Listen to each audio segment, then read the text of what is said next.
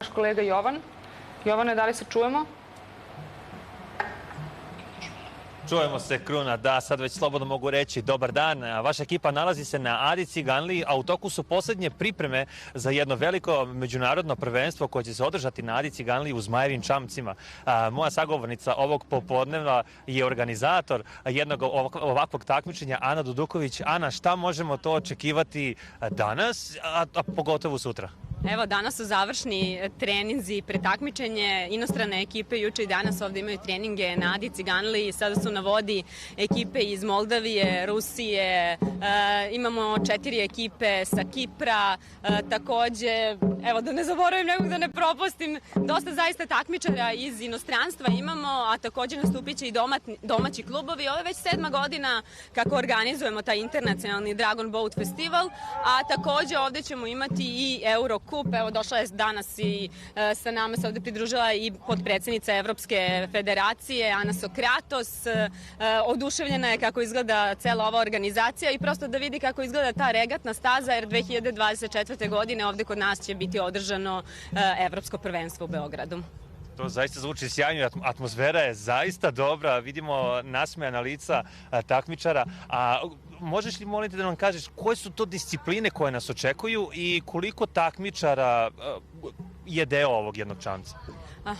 Sutra imamo, takmičari će se nadmetati u trkama na 200 i 500 metara. Imamo male i standardne čamce.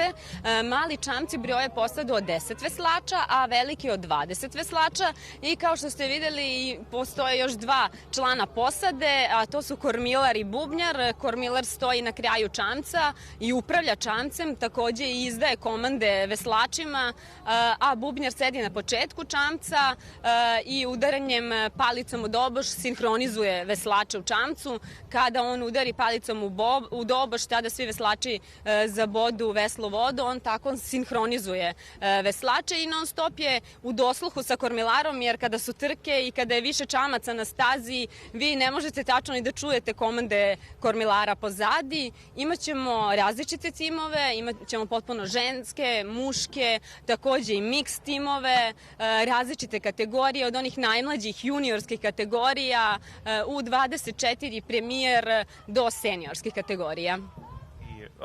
Pitanje jedno za kraj, koliko medalja možemo očekivati od domaćih klubova na ovom kupu? Pa moram da priznam da je konkurencija veoma jaka, ali ja se nadam da će naši domaći klubovi uzeti više medalja nego stranci. Ana, mnogo hvala na vremenu i na ovim informacijama, a mi pozivamo sve zaljubljenike u sport i rekreaciju da dođu na Adu Ciganliju sutra i da uživaju ovim prelepim trkama Zmajevih Čamaca. Toliko od nas za sada, hvala puno na pažnji, vraćamo se vama nazad u studiju.